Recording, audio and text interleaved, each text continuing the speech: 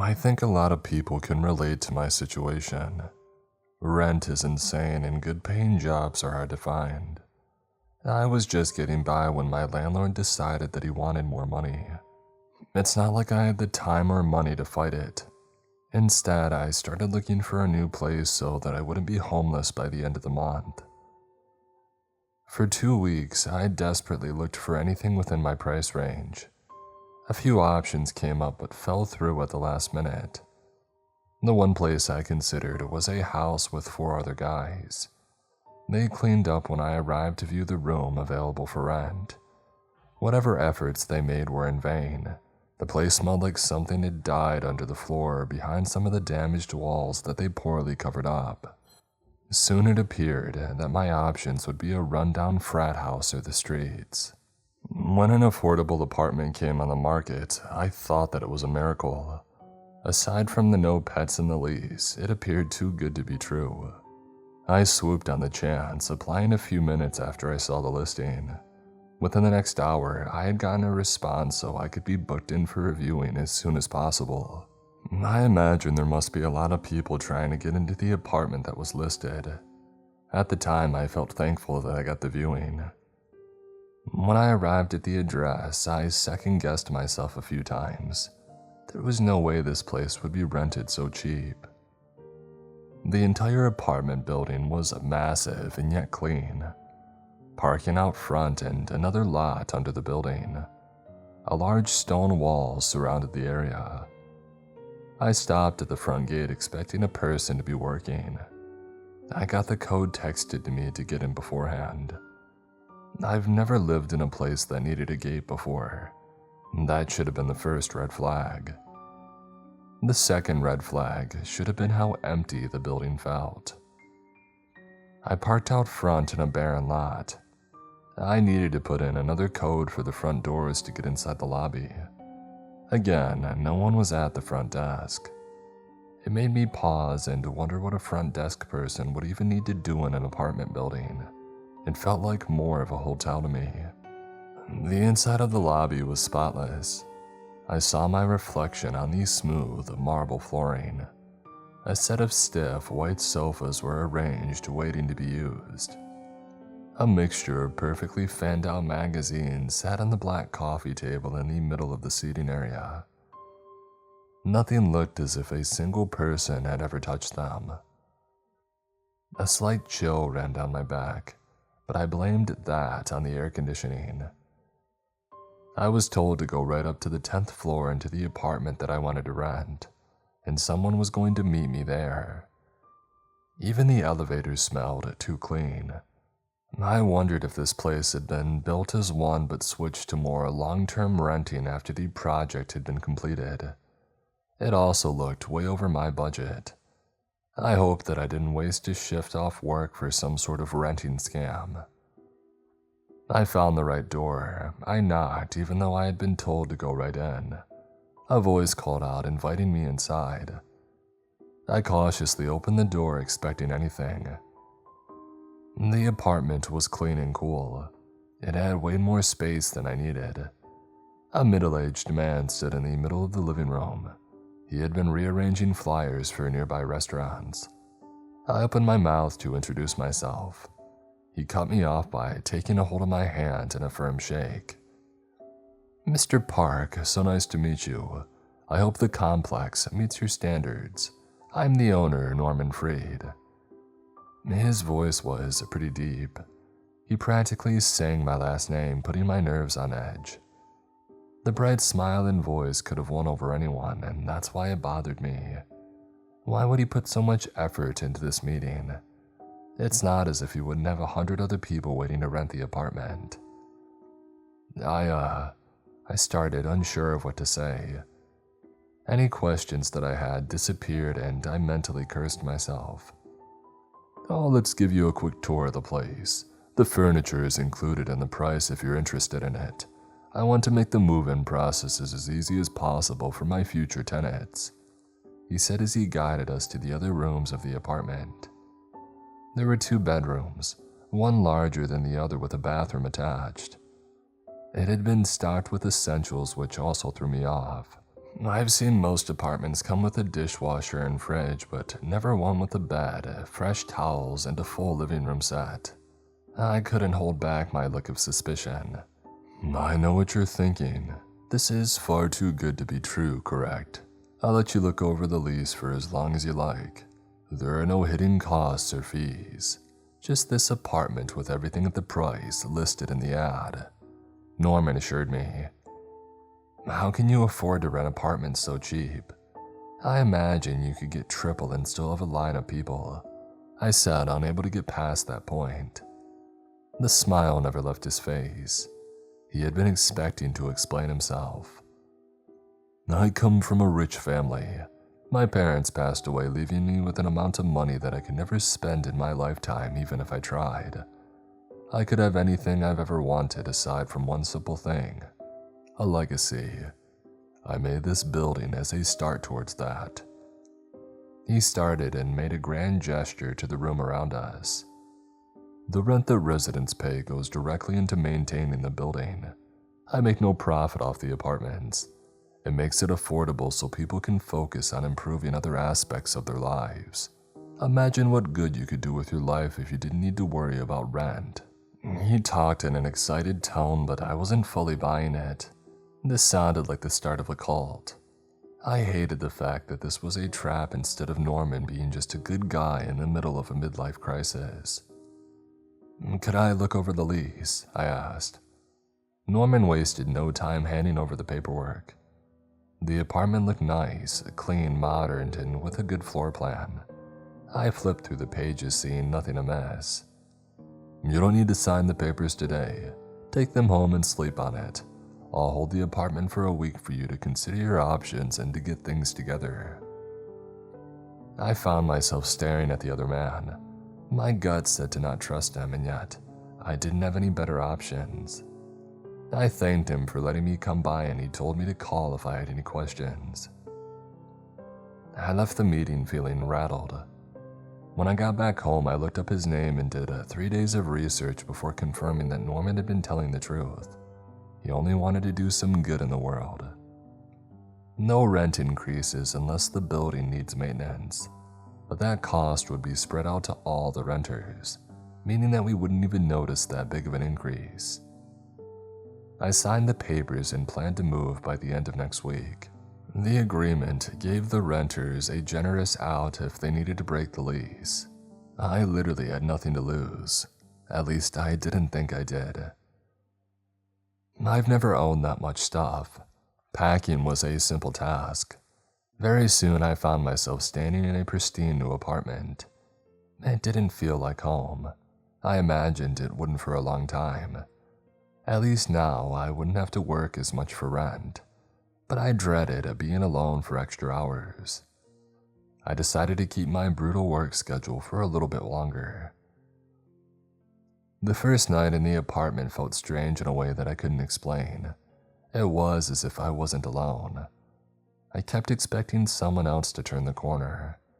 I didn't know if it was the new place or if I was just missing Abby again. Expecting to see her hadn't fully gone away just yet. I didn't sleep much the first night. At some point I just started to drift off, and I felt someone sitting on the edge of the bed. I flew to turn on the light only to see nothing. Rattled, I got a snack, thinking that it might help calm me down. I was a zombie at work the next day. Another thing that unnerved me was the building appeared far too empty. I knew that it was just open for renters, but I rarely saw others around. The laundry room was empty any time that I used it, along with the outside parking. It was almost as if I was the only one living there.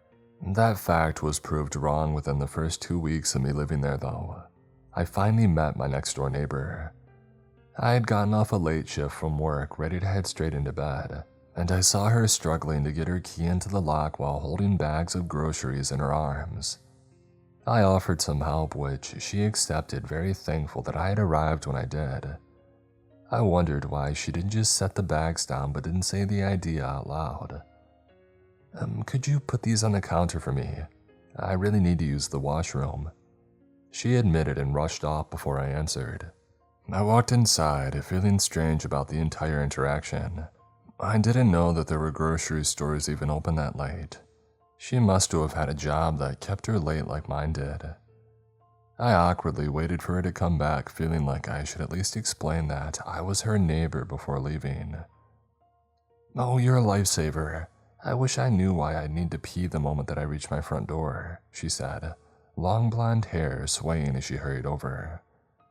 I helped her put the items into the fridge, not very skilled at social situations. "I'm Justin. I live next door." I told her my English name. It wasn't a legal name, but I found it easier for most people to remember. "I'm Amanda. I just moved in. Is it just you next door?" she asked. I doubted she was trying to pry, just making some conversation. "Are you also living alone? You bought a lot of food for one person," I commented as I looked around her place. Aside from some clothing on her couch, her apartment looked the same as mine. There wasn't any sign of a second person, even though she had bags of bulk pasta and rice. "Oh, it's cheaper by the pound to buy more. I freeze a lot of meals. I can drop off some dinners for you from time to time if you like." Her offer threw me off a little. Her bright blue eyes looked up at mine, expecting a positive answer. She looked around my age. I wondered if she was just a nice person or desperate for a boyfriend. "Yeah, that'd be nice on the weekends when I have more time off." I told her, not to dismiss her kindness. "Awesome, we'll plan it out. I've gotten really into cooking lately. I'm also getting a rice cooker at the end of the week, which will help." Her smile felt a little weird. She must just be as awkward around people as I was. She thanked me again and let me go back to my apartment, but not before forcing her number on me. At least making friends with my next-door neighbor was easy enough. Before the weekend rolled around, I noticed something with my bank account. I had way too much money in it. My first and last month's rent should have been paid by now. I double-checked to see if I forgot to send it, but I saw the amount had bounced back. I called Norman's number to tell him, and it took a few calls to finally get through. When I did, he admitted that he had switched banks and forgot to update his details. The new bank was giving him a hard time and said that he would waive my payment because of the stress that he caused. I insisted that I needed to pay, but no matter what I said, he dodged the offer in the kindest way possible. This should have been a lucky break for anyone, and yet I got even more unnerved. Every time something went my way, I expected something terrible to happen. I may have just been acting paranoid. As promised, Amanda came over with dinner on Sunday. It was a simple fried rice dish, and I enjoyed it. She picked at her food, more interested in talking. She wanted to get to know as much as possible about me for some reason. The conversation barely went in her direction, and when it did, she didn't say much about herself. By the end of the short dinner, I felt like I knew less about her than before. No other red flags showed. She was nice, smiled a great deal, and offered to come over again when I was free. I wasn't ready to have weekly hangouts with someone yet, so I said that I would think about it, but that wasn't a good enough answer. She got me to agree on a time for next weekend like a pro. I started to think that there might be something wrong with me. This poor girl was just trying to be nice, and I acted as if she had an interior motive. Everything about this new apartment creeped me out for no reason. At least, to start with there being no reason. The first real creepy experience happened in the underground parking lot.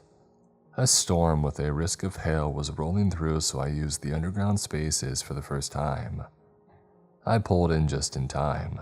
A downpour of rain had started, and soon chunks of hail followed. Most of these spaces were filled on the first level, which I thought was weird because I never saw anyone inside the building besides Amanda, and I found a space a few spots from the elevator. And then a rumble of thunder shook the building. Soon the lights flickered out. I had been out of my car and walking toward the exit when I found myself in pitch darkness. I pulled my phone out to use the flashlight on it to guide the way, and for some odd reason, my phone refused to turn on. My breathing started to get heavy as I waited for the lights to go back on. Your mind starts playing tricks on you in the dark very quickly. I should have stood still, but I wanted to get out of there as fast as possible. I thought that I knew what direction the first level was. I stumbled around in the dark. The still air felt almost suffocating. Since I wasn't bumping into cars, I figured that I was going the right way. Only a few minutes passed in the dark, but it felt like hours. The lights flickered back on to show just how far I walked in the wrong direction. Instead of going towards the elevator, I stumbled near the ramp that led to the third level. The lights for the next level didn't turn back on. I found myself staring off into the darkness, wondering just how I got so lost. I was about to turn around when a noise caught my attention. The sound of wings flapping echoed around me. Often some birds get trapped down here looking for a dry place to rest. My phone started to work again. I used it to try and see what kind of bird was there with me. I worried that it might not get out and thought that I could tell somebody to come down and rescue it. My phone flashlight scanned the third level to see nothing moving in the dark, but I did see a bunch of parked cars, each one of them gathering dust. Why would so many people park on the third level when the second one was empty? And why did these cars seem to have been left here for some time? Without thinking, I walked down the ramp to look more. Some were missing the license plates and others had slightly deflated tires. I paused at one with a thick layer of dust on the hood and a bunny plushie sitting forgotten on the dashboard. The bird that caught my attention landed at the top of the ramp. It stared me down with the deep black eyes. It looked like some sort of crow, but far larger than anyone I've seen before. I suddenly wanted to get the heck out of there. It flapped a pair of wings to take back off in the darkness. A chill started up my spine that followed me to the elevator. There were a lot of cars just sitting around for whatever reason. No matter how much I thought it over, I couldn't figure out why. Amanda was waiting by the door when I got off the elevator, and I wasn't in the mood to talk with her. "What's the matter? Did the storm freak you out?" she asked when she saw my expression. "Yeah, I was in the underground parking when the lights went out. Have you been down there and seen all the dusty cars?" I said because it would bother me unless I asked her about it. She just shrugged, not at all concerned. "A lot of stores are within walking distance of here and most people order things now or work from home. I bet they just let them sit down there to save on gas," she offered. "I guess that makes sense," I replied, but I didn't fully accept the answer. "It's kind of weird the power went out down there. I didn't see the lights flicker or anything. I was coming over to see if you wanted to have a scary movie night because of the storm. You know, Netflix and chill and all that." I nearly stumbled back at that last part. We barely knew each other and she was already dropping that sort of suggestion. I had been out of the game for a few years, but were girls always that forward? "You know what Netflix and chill means, right?" I stammered, face flushed. "I'm well aware it can mean a certain thing if you want it to. So, do you want to chill at my place for a little while?" Her voice dropped to a suggestive tone that made me take a step back. I just then noticed her gray sweatpants and baggy shirt hanging off of one shoulder. She was cute, way cute, but my stomach twisted over the thought of accepting her offer. It was just a very bad time for me. I turned my head unsure of how to refuse. I need to be up early for work tomorrow," I said, and it made her laugh. "Bold of you to assume you would keep us up all night." Her response nearly made my heart stop from embarrassment. I stammered out nonsense as she waved away any excuses that I might try to make. "Hey, it's fine, I just wanted to offer. Am I just not your type?" Something like that. I said, glad that she gave me a way out of this conversation. "Are we still good though, as neighbors I mean?" "I would need a few days to recover from this, but we could still be friends. I bet a lot of people would be angry at me for turning down a girl as willing as her. I just couldn't go through dating someone right then." Thunder rumbled outside so loud that it shook the building. Amanda wanted to watch some scary movies before the storm passed. She gave me a goodbye and left back inside her apartment. I hope that she never brought up this conversation again. Oddly enough, I slept better than I had with the storm going on outside. It filled my apartment with white noise. I never realized just how silent my bedroom was until I woke up the next morning. The lack of noise pressed down on me. I turned on the shower as I did my morning chores just to chase away that unnatural silence. Nearly a full month went by before something happened I couldn't ignore. I could have chalked up everything to new apartment jitters. I had almost settled down and gotten into a routine. But then the package showed up at my door. We had mailboxes in the lobby. Maybe my neighbor got this in her mail by mistake and brought it up to me. I hadn't ordered anything, and yet the label had my name and address. I flipped it around without a clue what could be inside. I just got off work, so I changed into clean clothing before tearing open the mystery package. The 2 plastic items spilled onto the kitchen counter. The sight of them made my stomach drop to the floor. For half a second, I thought that I might be sick, but then my blood started to boil. Somebody had sent a pair of reflective clip-on bicycle lights, but who the heck would be so cruel? Abby's family didn't know my full address, even if they held some sort of unknown grudge. Would the driver have somehow found my address and put it here? For what? Was this a threat? Or just because he liked causing pain for others? I tossed the clips and the wrapping that came in inside the trash. I then stormed over to the elevator carrying the tied-up bag to go downstairs to dispose of it. I couldn't stand having those clips in my apartment. My fingers slammed on the basement button. It had been a while since I had felt that kind of rage bubble up.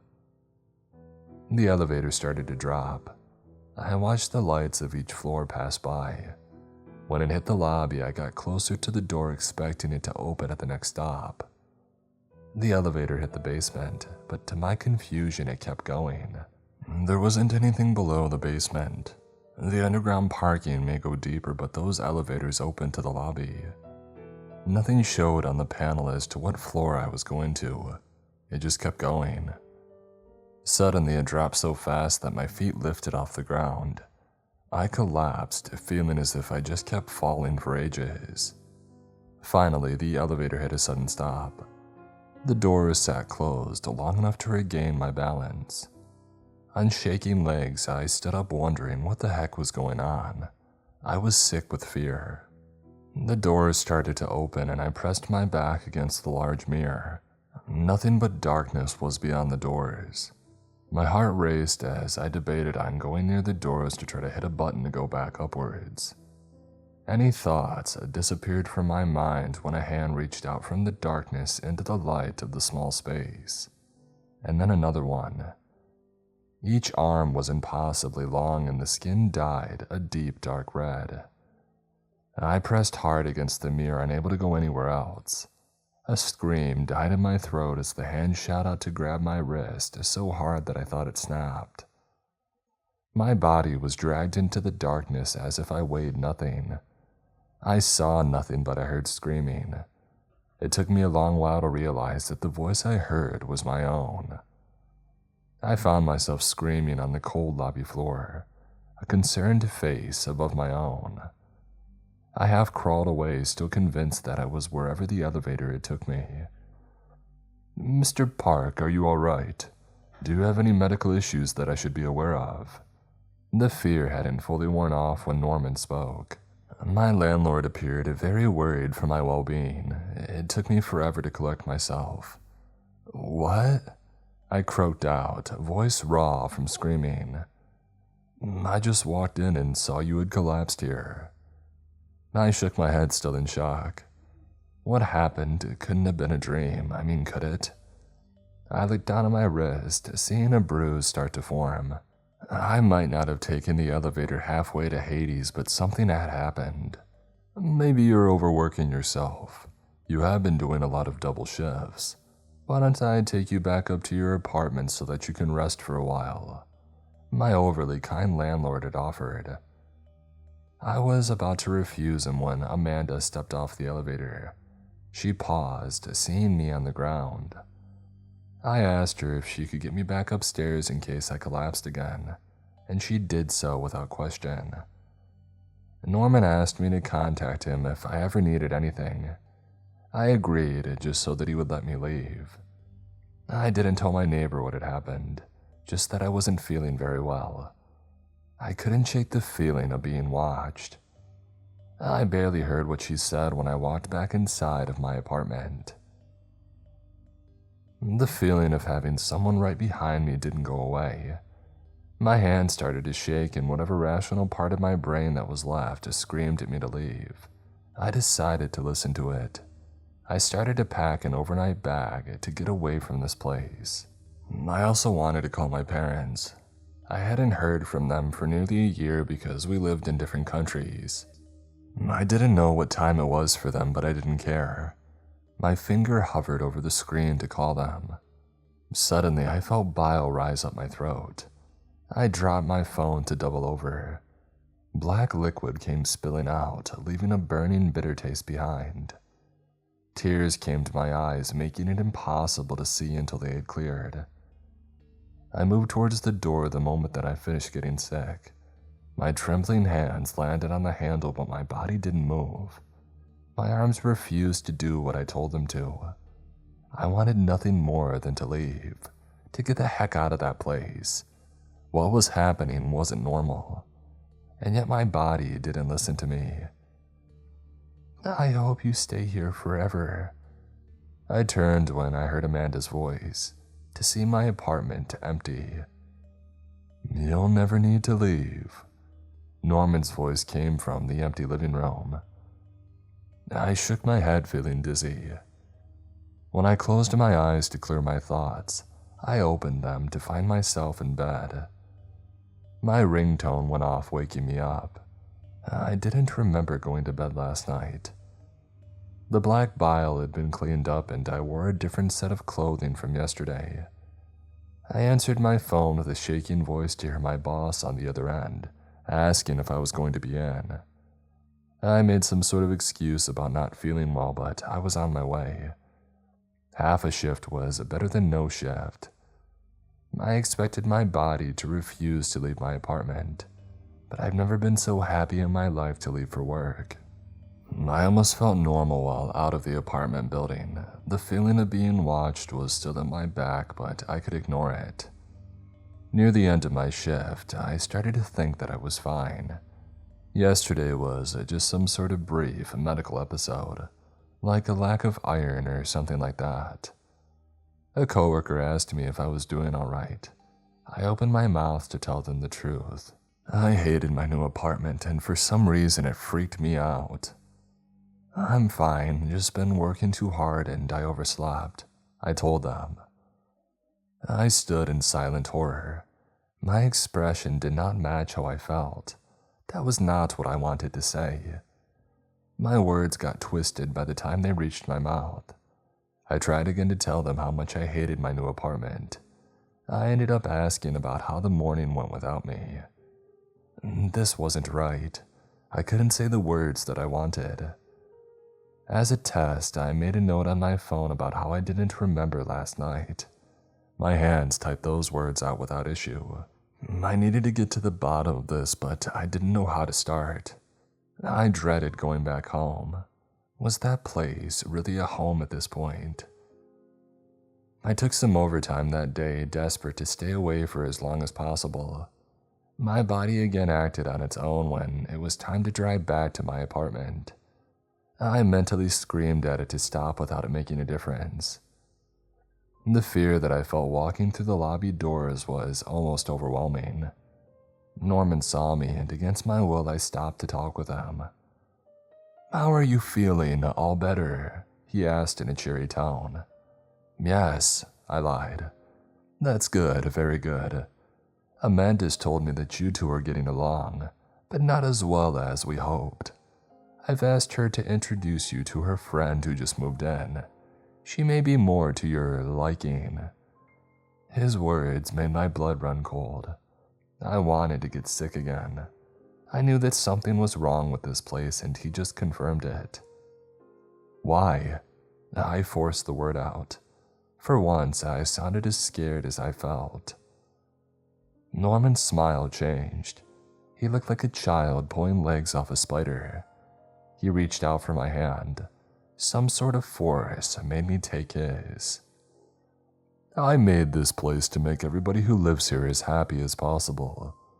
You seem to be overworking yourself to avoid being alone. It seems like you need a new girlfriend after, well, what happened before you moved here? Don't worry, leave everything up to me, I'll make things all better for you." He got in close, his deep voice rumbling the last words. I wanted to run and scream. I needed to call someone for help or do anything aside from what I did at that moment. "Thank you, I appreciate you for taking me in. I'll do whatever I can for you in return." I spoke in a monotone voice that wasn't like my own. No matter how much I struggled, my hand stayed holding his. With another horrible wide grin, Norman finally let go. I broke free to run back out the lobby doors, and instead I half jogged to the elevator. No matter how much I wanted to leave, I wasn't in control. I've thought about what to do. I haven't been able to contact anyone to tell them what's going on. Being able to write all this down has been a miracle. As much as I hate the idea, I need to get to the bottom of this. I won't ever be able to escape if I never figure out how Norman can control me, or what happened in the dark at the bottom of the elevator. I need answers, even if they'll kill me. I haven't made any progress in getting answers. Aside from leaving for work or groceries, I can't get away from this place. I tried to trick whatever was controlling me. I pretended as if I wanted to check out the new natural food shop that opened near the airport. I had already bought tickets for the first flight back to my parents' country. I jerked the wheel at the last second, but my hands had turned it the other way. Instead of getting to the airport, I wrecked my car against a steel roadside barrier. It was a miracle that I didn't die. Amanda picked me up from the hospital to give me a ride back to my apartment when I was released. I wanted nothing more but to beg the doctors to let me stay for one more day. But the words simply wouldn't come. I sat in her car listening happily as she talked the entire way. Everything she said sounded forced. I felt trapped in some sort of play, all of us just acting out our parts. I wondered if she was doing all of this against her will as well. Before the accident, she had introduced me to a friend of hers who lived one floor above ours. Jasmine was the opposite of Amanda in almost every way. She was shy with dark hair and eyes. Lately, Amanda started inviting her over more often. It was clear they both wanted me to start dating one of them. I was thankful that it was only a suggestion, and I could refuse the request. I still had an ounce of choice in my actions. I took some time off work, which was brutal. I hated staying in the apartment.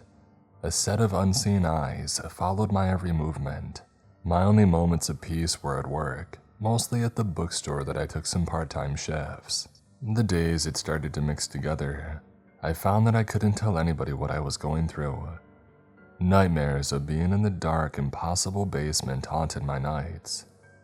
I had terrible flashes of memory being in a dark room with twisted bodies.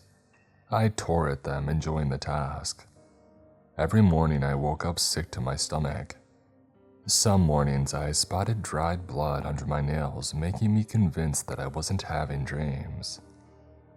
The only way that I was able to keep track of days was because of my bookstore shifts. A regular started to come in on Tuesdays and Sundays. The store was always slow. The area had gotten run down. Most of the time you see more homeless people around than others shopping. When I heard him coming into the store for the first time, I expected to see someone just trying to get out of the rain for a few hours. but instead I spotted a person that made me forget my troubles for a moment. A green wallet poked out of his back pocket with cute frogs printed on the front. He wasted no time going to a shelf to pick up a book to carefully look over the pages. He held the paperback as if it was a delicate thing, and not the run-of-the-mill old yellowed mystery. His light hair sort of matched the color of some of the older pages that faded over time. I expected him to have bright eyes, but his was so dark that they almost looked black. I didn't understand why I stared at him for so long. There was something about him that made him seem different from any other customer who would ever come into the store. If he noticed my stares, he didn't say anything. He just went about the store carefully picking out books. Not a single one had something in common with the other. He was looking for some quality in them that I didn't understand. His footsteps didn't make a sound on the normally creaking hardwood floor. When he had a stack, he came over to pay. We didn't speak once the entire time that he browsed. I told him the total and he pulled out the frog wallet to give the exact change. I mean, who even carries cash anymore? I bagged up his books and for some reason called out to him before he left the store. "You should really hide your wallet better. There aren't the best kind of people around here," I told him. I hated how tired I sounded. He stopped to feel where he had placed his wallet. Because it was so long, it poked out from his back pocket. He lifted his baggy sweater to hide the frog print from sight. "Thank you." His voice was so soft that I barely heard it from the door. I couldn't explain why that simple interaction meant so much to me. I wondered if it was because it was just so normal. I couldn't talk to Amanda or Jasmine without thinking they were hiding something from me. I wanted to scream at my coworkers about what was going on at my apartment, but the words always came out wrong. It had been so long since I had gotten to just say what I wanted to. I honestly thought that I had a chance to get through whatever was happening if I could keep just one normal piece of my life. "I think you're working too much. Maybe you should take some time off." Those words from Norman cut through me. How long had I been staying in this building when he dropped that bomb with a smile? 2 months, maybe 3. I should at least keep my part-time job. I still need to pay rent, I said in a shaking voice. He gave it some thought. The same bright smile that I hated came to his face when he nodded. We both knew that paying rent was a lie. Not a single payment had come out of my account since I had moved in, but we still pretended as if everything was normal. I started to sleep more after I gave up on one of my jobs. I had nothing else to do with my time beside pacing my apartment and sleeping. Sometimes I was blessed with no dreams, but when I did have nightmares, they were far more vivid than before. The one that frightened me the most was the one that I would never forget. I felt my bare feet against the cold marble floor as I went to the elevator. The long free fall towards the dark basement caught in my stomach. My legs brought me into that darkness that felt as if it went on forever. I heard noises that almost sounded human. As I walked further along, the floor became wet. The overwhelming sharp iron smell suffocated the air. A hint of candlelight showed at the end of the pitch-black room. I wanted to turn back, but my legs kept going. I honestly would rather die than see what waited there. I stopped at the edge of a wooden stage. Deep red layers of curtains blocked the view of the back wall. 2 people stood waiting for everyone to arrive. The figures beside me, barely in the light, weren't human. At least, they weren't anymore. Each body twisted into ghoulish shapes that made my skin crawl. The first figure on the stage spoke in a garbled tone. Their form is nothing but hazy static. I knew the second person on the stage, though. Every part of my body screamed at her to run. Amanda stood so close to me. If I had control over myself, I knew that I could have saved her. A wide, crazed smile stayed on her face as the other figure handed her a long curved dagger. She raised the blade towards herself, the expression of pure joy never leaving. I woke up screaming before I saw the blade come down. My body was covered in sweat. I sprinted to the bathroom to purge whatever was in my stomach. My entire body refused to stop shaking. I wish that was just a nightmare. Glancing down at my dirty bare feet, I knew that it wasn't. My only thought was to make sure that Amanda was all right. I ran next door, my fist hitting hard on the wood. To my shock, the door opened. Carefully, I took a few steps inside to find nothing. No personal items, no food in the fridge, no sign that she had ever lived here. I never even knew her last name. I tried to call the police to report someone missing, but that same sickness came to me before I dialed the last number. Without anything else that I could do, I took a shower, got dressed, and waited silently in my room for Tuesday to come around. I needed a normal interaction with a person not connected with this building. This terrible place wouldn't let me wait in peace, though. A knock came to my door. I refused to answer it until I heard a female voice on the other side. "Hey, I heard you weren't feeling well. I have some food." Against my better judgment, I let Jasmine inside, hoping that she may tell me what had happened to Amanda. She went right to work, warming up some soup on the stove. "You look awful," she half joked. "What day is it?" I replied in a cracked voice. "Monday. You should really take better care of yourself." "Have you heard from Amanda?" I pressed, too tired to run around the subject. "I don't know an Amanda. Hey, how about I stay with you for a day or so, just to help you get back on your feet?" She offered, her soft voice staying chipper. "Please, I just want some answers," I begged. I was at the end of my rope. I would get on my hands and knees if she would just tell me why I couldn't leave this place, or what was happening in the basement.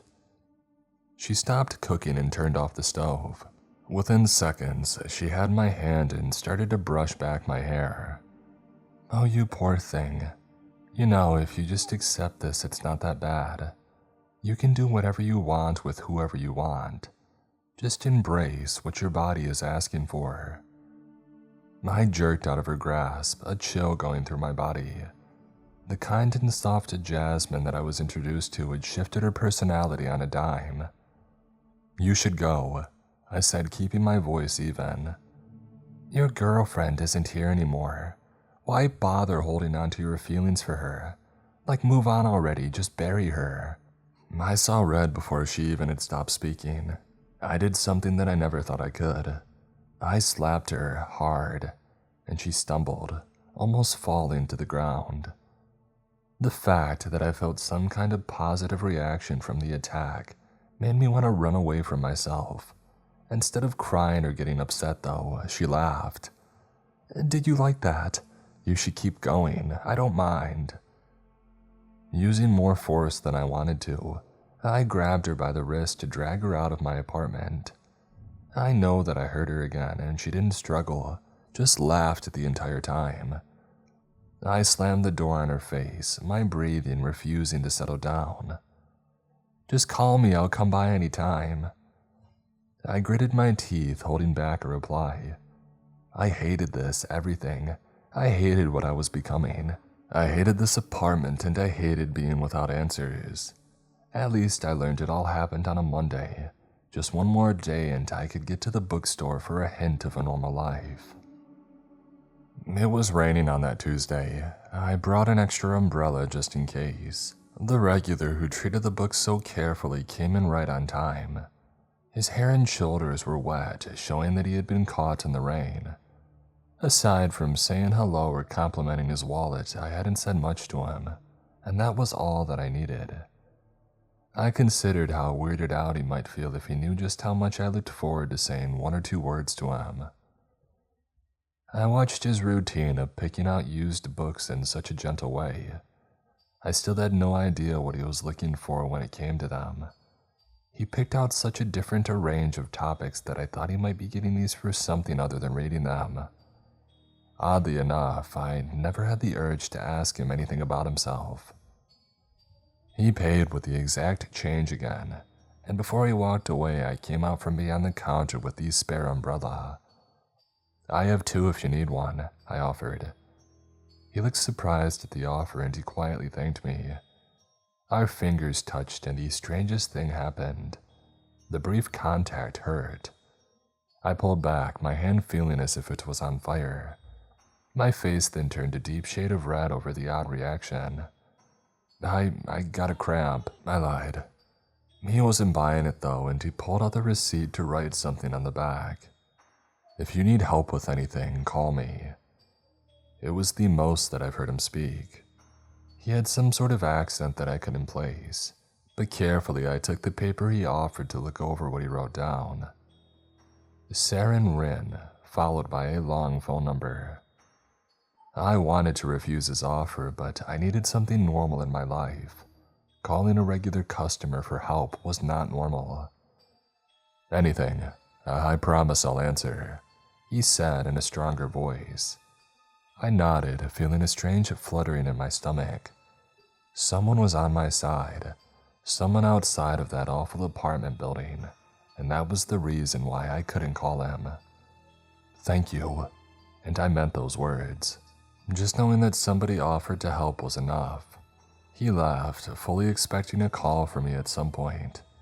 Deep down, I hoped that we could only see each other in the bookstore. I think Norman must have sensed my good mood that day. I saw him again in the lobby and he stopped me, his expression breaking for half a second. "You still look awful. How about leaving that part-time job of yours? That stress can't be doing you any good. I have some other projects that you would do great with. I'll tell you tomorrow what they are." His poor acting no longer could cover up how sinister this man was. He knew that I liked something about the bookstore and he finally took it away. I was given a taste of freedom and then stripped of it. I hated him at that moment. "Enough to kill me?" he asked, eyes narrowed and deep voice mocking.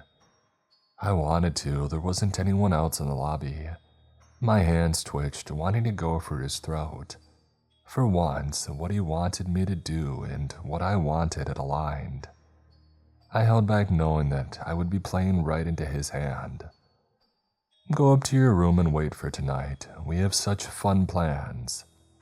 My feet listened to him. My body moved stiffly to the elevator. Only when I entered my apartment the spell that I was under broke. I screamed, all the fear and frustration coming out. I wanted to call for help. I wanted to tell someone what was going on. Anytime I tried, everything revolted against me. I know that I had nothing, not even myself. My only choice appeared to be to just wait for whatever Norman wanted to do with me. I carefully pulled the receipt out of my pocket to look at the handwriting of the one person who acted concerned about my well-being. Calling him was out of the question. I thought back to Amanda, how I wasn't able to save her. I didn't see that dagger go into her chest, but I knew that she was gone.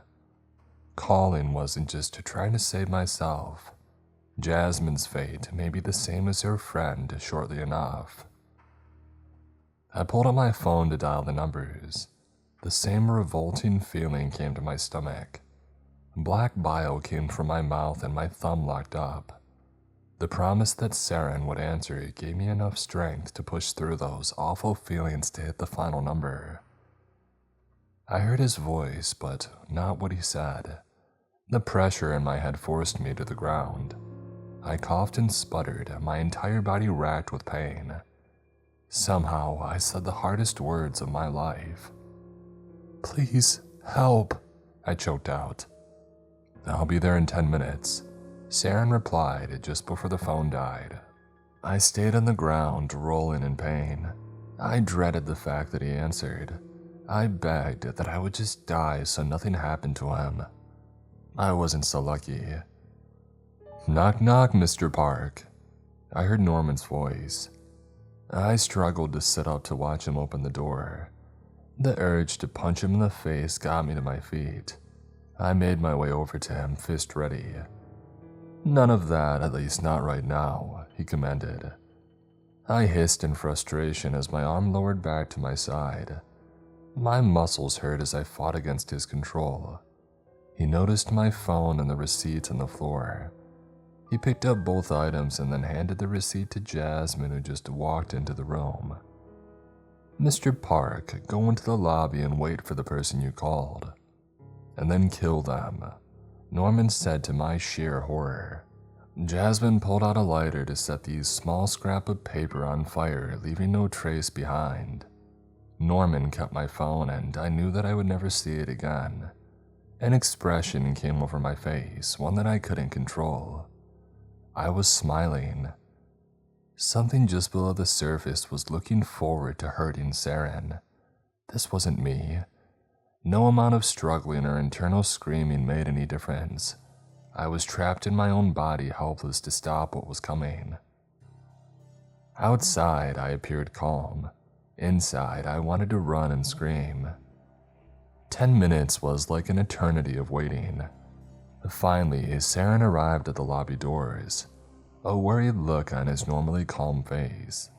Instead of the baggy sweater he wore at the bookstore, he was dressed in a suit and tie. "Are you all right? What happened?" he pressed as he followed me through the lobby. "It's easier to explain upstairs," the other force controlling my body said. He nodded, and not suspecting anything. We walked into the elevator. I've never wanted another person that I cared about to die. Most people said that I wasn't to blame for Abby, but this time there was no way around it. I was going to kill a person. The doors closed and we rode in silence for the first 2 floors. "You're not acting like yourself." His soft voice came from behind me. I watched in horror as my hands flew to his neck. With strength that I didn't know I had, I lifted him off the ground. His legs kicked, trying to get out of my grasp. I pressed so hard that the mirror behind him cracked. I saw my reflection and I didn't recognize who stared back. Eyes wide and crazed, a grin so wide that it took up my entire face. This was a true nightmare. I felt his warm skin twist under my fingers. I wanted to break his neck to make this quick, but he gasped for air as his hands pulled at my own. Tears didn't come, just the disgusting happiness from hurting another person. I could never forgive myself for calling him. When all hope was lost, Saren did something that I didn't understand. He shoved a small black paper-like object near my mouth. It confused the thing that took over my body long enough for me to act. Somehow I knew that I needed to accept this from him. I ate what he offered and the effects hit me instantly. My hands let go of him to claw at my neck. My vision swam. Whatever had control was pushed aside for a moment. It fought back hard to get back into power. It took everything that I had to push it away again. I fell to my knees and the inside of my chest felt as if 100 wasps were stinging my lungs. No matter how much it hurt, I refused to give up. If it took over again, Saren would die. I coughed up black liquid for what seemed like hours. The pain flared up as the other force thrashed. I pulled and pushed until finally the war inside had settled down. I still felt something there, but it wasn't the dark, heavy force as before. For the first time in weeks, it didn't feel like something was watching me. I hadn't fully recovered, but I needed to see if Saren was alright. At some point, the elevator had stopped, and I crawled over his slumped body, tears threatening to spill over. He weakly raised his head, a throat bruised from the attack. "Are you alright?" he asked in a hoarse voice. I shook my head. I didn't understand how he could ask somebody who had just attacked him such a question. I didn't mean to, I spoke, unable to find the words. The door's opening brought my attention to the other side of the elevator. Jasmine was on the other side with 2 men that I had never seen before. They all appeared confused and then set off to finish what I had started. She pulled out a knife to aim directly at Saren's face, and for once, I was in control, at least for the most part. I knocked her back with way more strength than I expected. She slumped against the control panel. The other two men came with weapons, and they seemed to be moving in slow motion. Tossing them out was an easy task. One was also knocked out, but the other went running towards the stairs. I let him go knowing that I wouldn't catch up. I carefully lifted Jasmine to half drag her out of the elevator. "It appears as if you have been possessed," Saren spoke, startling me. He looked fully recovered from the attack. The bruises on his neck almost faded. "Like by a ghost or a demon?" I asked slowly. He half shook his head, looking deep in thought over his next response. "No, like by tainted magic." "Okay, what?" "Wait," I said, putting my hands up, trying to understand what had just been thrown at me. "That's an understandable reaction. It seems like I should have probably introduced myself. I am Agent Saren Rin. I work for a company that deals with supernatural threats," he said, which really didn't help me be less confused. "Is that why you kept coming to the bookstore? Did you somehow know that I was mixed up in all of this?" I questioned. "No, I like books. However, I did sense there was something different about you. I was uncertain if that was because you were a half-breed or a human being affected by magic in some way." At least that was a straightforward answer. It did leave me with more questions, though. "So, does that mean your company didn't send you to deal with what's going on in this building?" He shook his head at the question. "I have left a message with them. We're short on manpower, and if they're aware of this building, then they did not deem it as enough of an emergency to take action. If I do not return in 3 hours, they'll send backup." I looked over the two people that I had knocked out. I wasn't sure how many people we would need to deal with what kind of powers that Norman held. I doubted that we could hold out for 3 hours. "Why are you here then?" I said, wondering why an agent was acting alone. "Well, because you asked for help," Saren said in a very warm tone.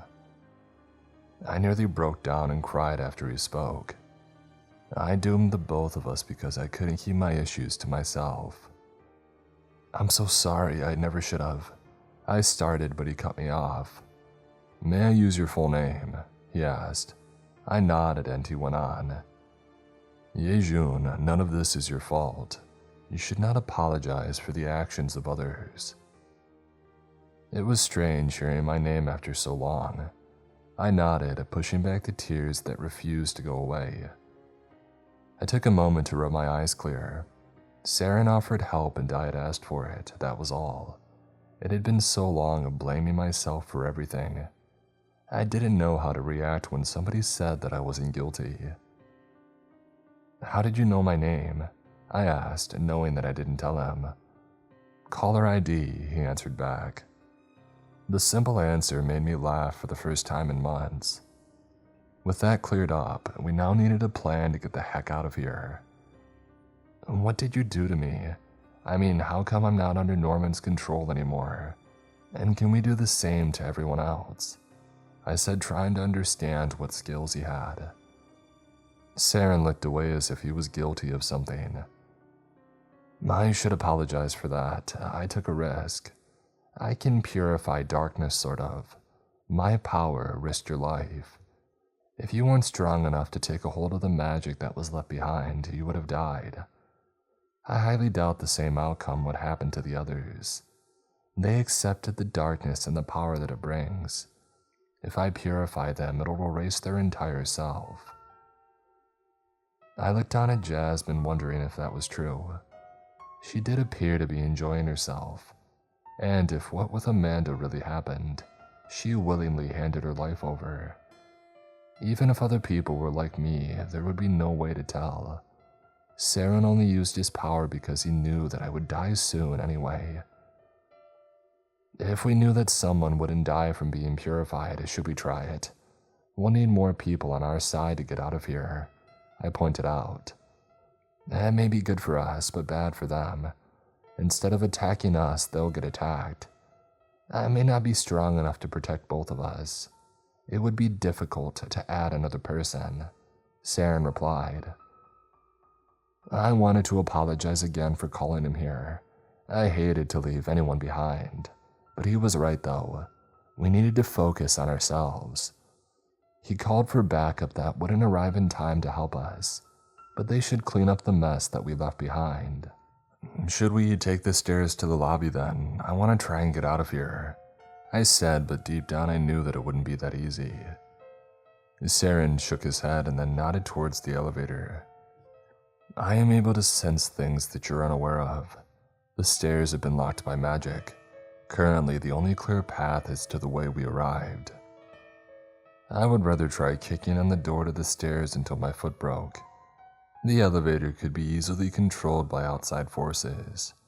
My skin crawled when I thought back to the bits of hazy memories of being in that basement. Hey, it'll be fine. I'm here to help you no matter what happens, Saren said, and I didn't know where he got his confidence from. I still don't know why you showed up. We don't even know each other, I told him. You asked for help. It's the same simple answer that I gave you before. The reason will not change. We were in a terrifying situation about to walk right into something even far more dangerous. I called him here, and none of that will change, but the fact that I now would help also wouldn't change. Facing whatever horrors may wait for us was far better than doing it alone. Without any other choice, we started back to the elevator. I noticed how nervous Saren looked when the doors closed behind us. It was the first time that he got even the slightest bit rattled. Are you all right? I dreaded what we might face if he looked this scared. I hate elevators, he admitted. That human reaction made me feel a little bit better. We descended slowly, each floor passing until we hit the lobby, but then we kept going. I knew where we were going and I wanted more time to prepare for it. Saren took off his suit jacket and he handed it to me. This should offer some protection against minor attacks. It felt like a normal jacket, no sign of alterations that would make it tougher. I accepted it, finding it a bit too small. After I got the jacket on, I noticed that he suddenly had a weapon in his hand. A gun would be more comforting, but he held a long black wooden staff instead. The tainted magic that possessed you has a chance to take over again if you're carrying any emotional burdens, he said, not looking over in my direction. I chewed on the inside of my cheek. We kept going down, the feeling of falling making my stomach sick. If it was anyone else, I wouldn't have spoken about what tore my life apart. My girlfriend, Abby, she died in an accident. Everybody keeps calling it that. An accident. It was dark out and the driver said that he didn't see her. Even the paramedics said that she should have lived if she hadn't landed wrong. Nobody wants to pin the blame on anybody, but you can blame someone. I had suggested that she start riding to work so that we could save money. I wanted to get a house and have a real life together. I'm the one who didn't give her lights for her bike because I wanted to save them as a birthday present. I put money in a small surprise over her safety. My voice was calm when I spoke. I expected to not get through all the words. I just cried so much over her death that I simply didn't have enough tears left. Saren listened quietly. I glanced over at his expression. The sight told me everything that I needed to know. I mean, he was an agent, right? How many people he knew died because of his work? He fought against the supernatural, and getting out alive wasn't a promise. Do you ever stop blaming yourself? I asked him. No, you just keep living because you still love them even if they're gone. Oddly enough, that comforted me enough to think that I could deal with whatever may happen.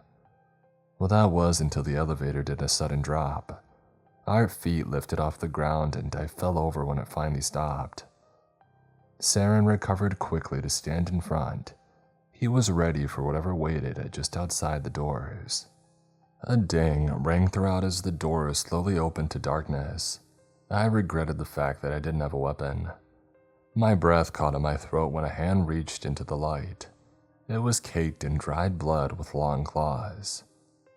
Before the creature fully emerged, Saren moved. He forced the creature back with the tip of his black staff, and I shouted after him. I got up on shaking legs to charge into the darkness to help him. I fumbled around blind for a moment.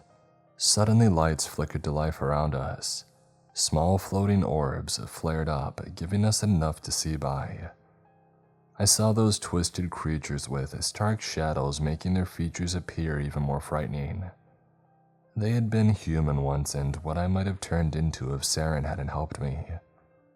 Their mouths were far too large and their eyes were nothing but pits of black. Each limb stretched to unnatural lengths. One came towards me and I grabbed their thin wrists to toss them aside.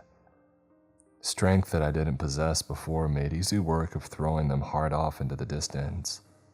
Whatever purification Saren removed the tainted part of the magic, but left behind the power of it, I knew that it wouldn't last forever. I needed to move and act wisely. Saren fought on his own. He moved as if he had done this sort of thing 1,000 times before. It was as if he could sense the creature's movements even before they did. I could only watch him for a few seconds. I needed to focus on saving myself. A set of claws landed on my arm. The suit jacket protected me from damage. I didn't know any kind of martial arts or how to fight properly. It turns out that I didn't need to. One well-placed punch to the face was all that it took. We were both out of breath by the time that we cleared out in front of the elevator. Saren gave me a moment to recover. I didn't want to keep moving, but we didn't have a choice. "Shouldn't we fully take care of these things?" I asked, sweat starting to sting my eyes. "No. There's a slim possibility the tainted magic can be removed from them. However, that will not be the case moving forward." He gripped the black staff in his hand and the pole turned into a long blade. He no longer could afford to leave these creatures alive. We headed deeper into the darkness, the floating balls of light leading the way. I wondered if Saren made them but didn't bring it up. It felt almost invasive to ask if he was human or not. The floor became sticky the longer that we walked. Flashbacks to those horrible nightmares came back. I knew what we would find and I dreaded it. No human should ever be in this place. We stopped a few feet away from the grand stage in my nightmares. Dim red lights hovered above. A man that I hated stood, a wide smile on his face, waiting for us. "Now, what do you have here? You somehow broke free, how interesting." Norman didn't sound upset that I was no longer possessed. He was almost excited about it. As expected, more of those monsters came from the dark. I forced down a scream of terror when I saw them. Exposed rib cages, bodies fused, and bodies with missing heads stumbled closer. These things could no longer be saved. The best thing for them was to put them out of their pain. Punching them in the face didn't appear to be an option. I wasn't sure how I would help in this fight. The first creature leaped into the air, claws out. I caught it and tossed it aside, unsure what else I could do. Saren already sliced 2 1/2 by the time that I grabbed a hold of a second one. I slammed the thing on the ground until it didn't move. The smell of blood turned my stomach. I might be stronger than before, but I wasn't cut out for this sort of fighting. Even with Saren's skills, we couldn't win. A group of those monsters knew that I was the weakest link. They piled on me, completely overwhelming any attempts that I made to escape. Each took an arm and painfully forced them behind my back. I cried out as I was forced to my knees, convinced that I was about to die. "Agent, come up here and join me," Norman called out in a gleeful tone.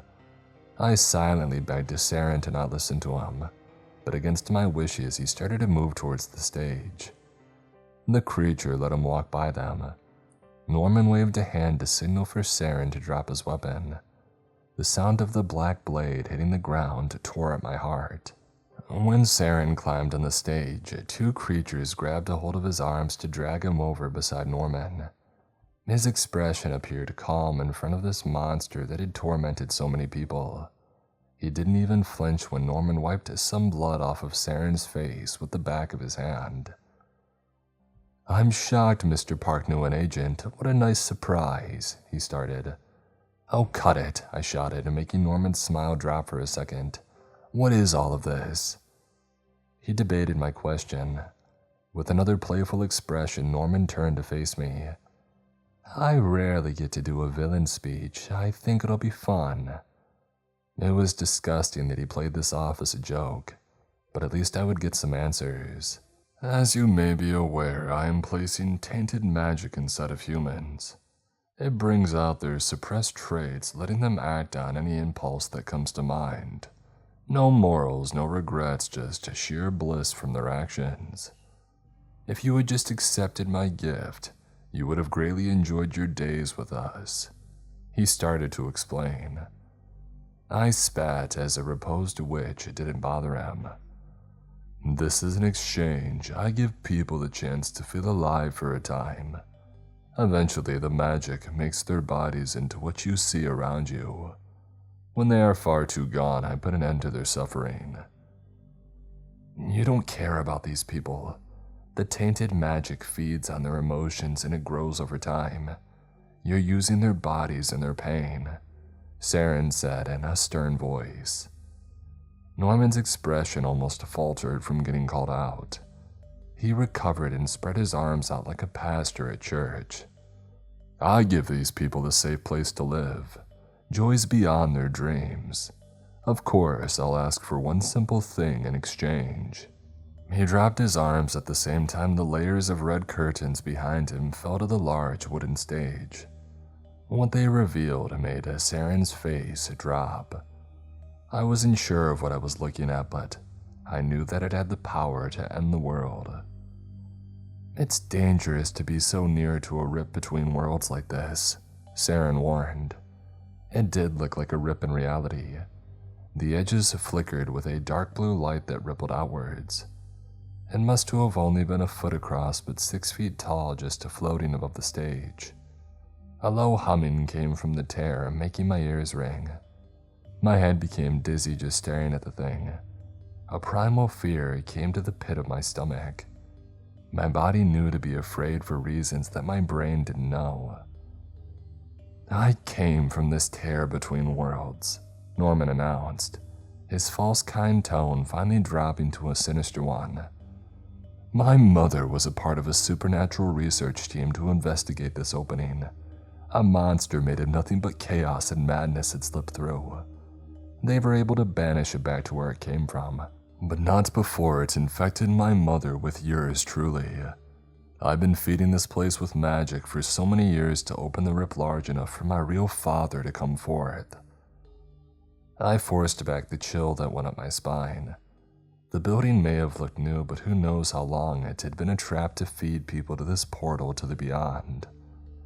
Norman lured in people who nobody would look for when they went missing to keep this going for so long. I hadn't told my parents where I moved. I imagine it was the same for everyone else who arrived here hoping for a new start. "If you let that tear open any further, what's on the other side will destroy this world," Saren stated. He slightly pulled at his restraints, testing them. As a response, the monsters that held me into place bit down hard on my shoulder. The suit jacket kept the sharp teeth from digging into my flesh, but the pressure almost broke bones. Seeing this, Saren stopped his minor struggle.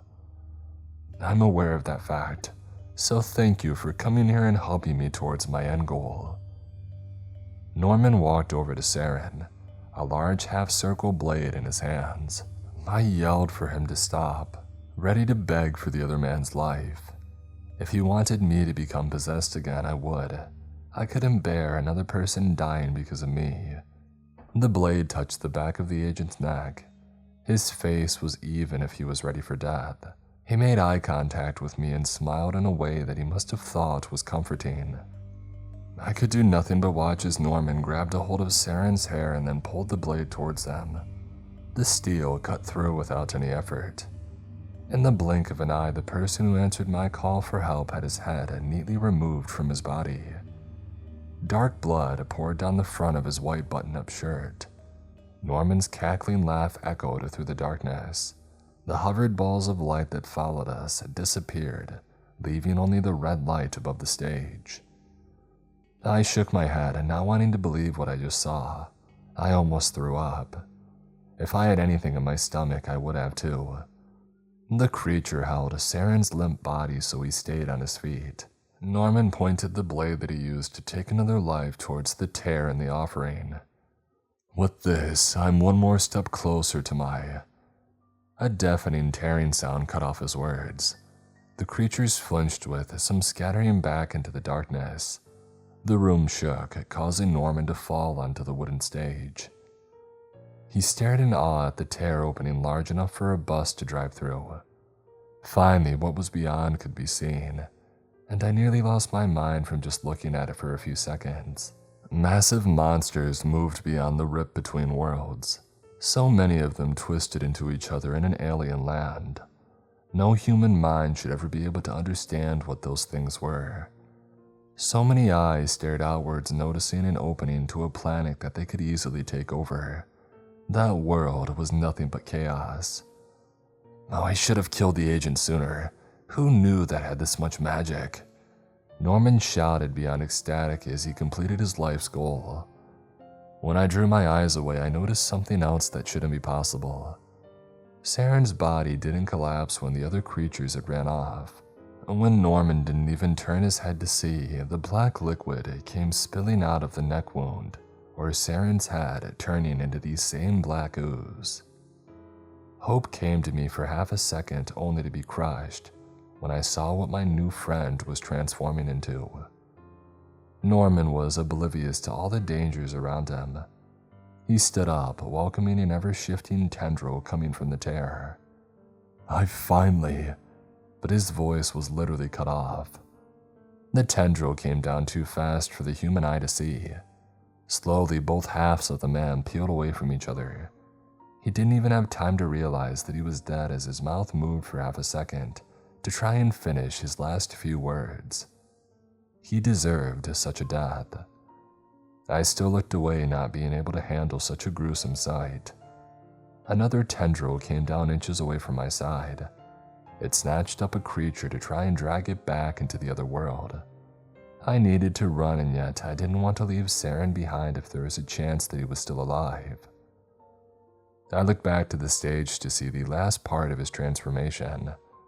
The black blood swirled to form a large creature that stood on 4 legs. It was such an odd mixture of different animals that my mind didn't make sense of it for a second. The body looked to be a cat, but the legs belonged to a horse. Great folded black wings were tucked tight on his side, and a long lion tail trailed behind. Instead of where a head should be, a pitch-black human torso was attached like some sort of odd centaur. The pointed head of a jackal replaced a human one, with extra-large rabbit ears on top, and a flowing mane of hair covering the eyes. It was such a mix of so many different features that oddly fit together. A tendril from beyond came down to split the new creature in two, but Saren was faster. He took a hold of it and within seconds had devoured what dared to come near him.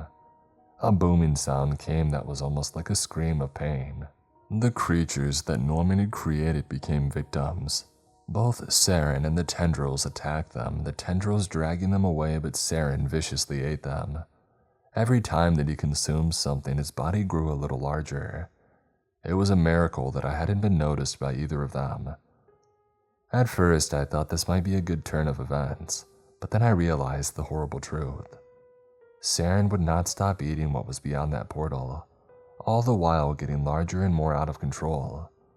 If he carried on, the entire world would be at risk. I knew that he would never endanger another person, but if he stayed in this monstrous form, he would be as dangerous as the monsters that he fought. I needed to get him out of here. I ran to try to pick up the blade that Saren dropped. The metal burned my hand and forced me to drop it. I went in without a weapon, climbing onto the now damaged wooden stage and charging towards the chaos. The tendrils grabbed a hold of me, and for a second, I thought that I would get crushed to death. Saren noticed the easy meal. His sharp teeth tore apart the thing threatening my life, but not to protect me. He was only focused on eating and nothing more. By the time that I was freed from the leftover tendril's grasp, he had moved closer to the tear. The booming screaming kept going as the monsters on the other side tried to retreat. Other tendrils grabbed the side of the rip to pull it closed without any success. If Saren went through that portal, I would never see him again. I ignored all of my fear and pain to get in front of him. I wrapped my arms around his front leg and planted my feet against the wood, begging for him to stop. My full weight did nothing. He just kept moving forward. I could feel the unnatural air of the other world at my back. If I didn't let go, I would die going through that portal. "Let me help you," I begged him while putting all my strength into keeping him in this world. For a horrible second, I thought that Saren had somehow died. His body had started to melt in my arms. I refused to panic so that I could look through the black sludge for any sign that he was alright. I felt an arm in the pile and needed to dive in to pull the rest of the body out. Saren came out from the now disappearing thick pile, asleep but alive, his neck with a thin scar around it. I wasted no time getting him into my arms to struggle to get away. The creatures in the other world paused because of fear. I didn't have longer until they attacked again. My arms burned, and yet I still carried Saren out of there. His body was limp, and I worried that he might really be dead. His face looked far too pale for comfort. Knowing that the coast was clear, the creatures from beyond forced their way out of the tear. I pushed my body hard to start running. I didn't dare look back to see how close those monsters were. I saw the light of the elevator, my legs shaking from effort and my lungs burning. I felt the horde of chaos on my back as I jumped into the light. I finally looked to see nothing but a wall of those twisting tendrils. The doors closed just in time to keep us safe. Or I thought so. The elevator started to move, and then I felt something hard hit underneath us. Those things were trying to get in. They pushed the steel box upwards with their efforts. I feared they would slam the elevators and us in it against the top of the shaft. I almost regretted letting this darkness into the world trying to save a friend. But instead of dying, the doors opened to the lobby. I hauled Saren out just before the tendrils burst through the floor. To my shock, the lobby wasn't empty. So many people in suits stood almost as if they were waiting for this moment. 2 people grabbed us to pull us to safety as 5 more ran over to the elevator. The tendrils were shot back by an invisible force that those agents used, and within seconds they sealed up the opening with some sort of magic that I didn't understand. I had questions tossed my way. I didn't understand anything they said.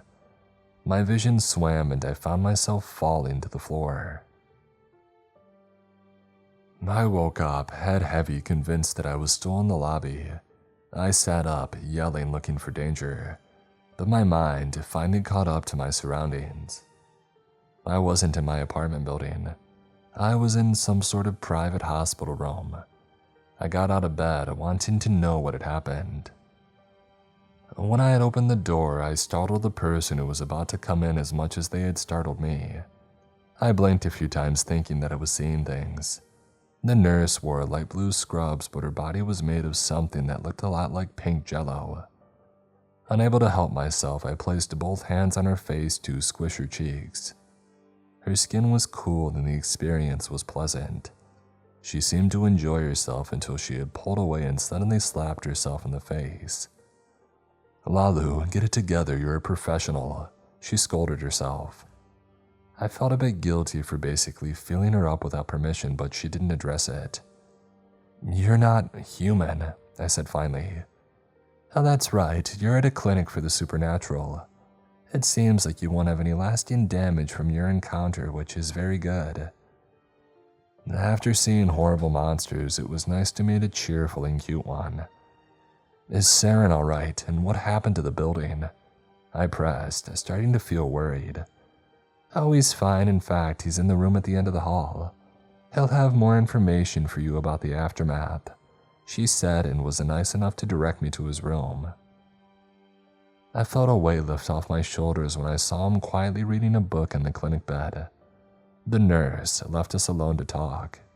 There was a tray of untouched food on his side table. Do you want my pudding? He offered when I sat down. I accepted it, wondering why he wasn't eating.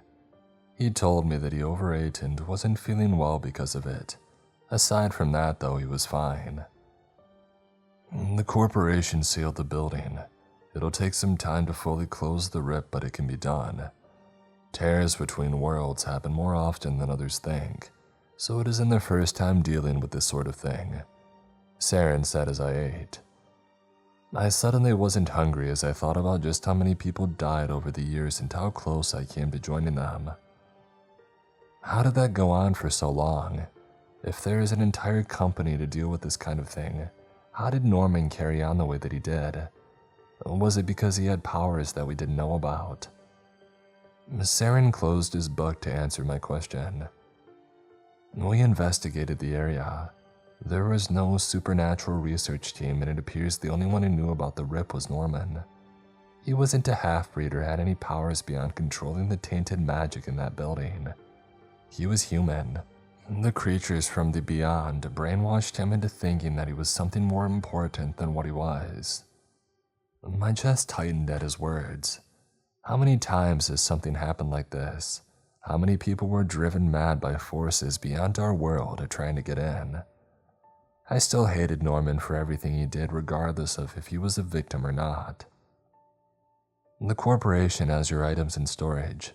They'll provide living arrangements for you and the ones that were rescued from the building.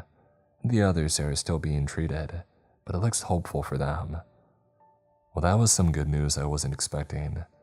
If they didn't offer living arrangements, I would have moved back with my parents. It would be hard leaving the country that I spent most of my life in though. May I have a suggestion?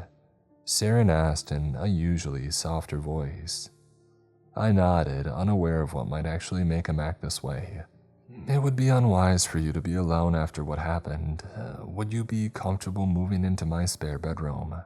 I do need some help organizing my books. A smile came to my face.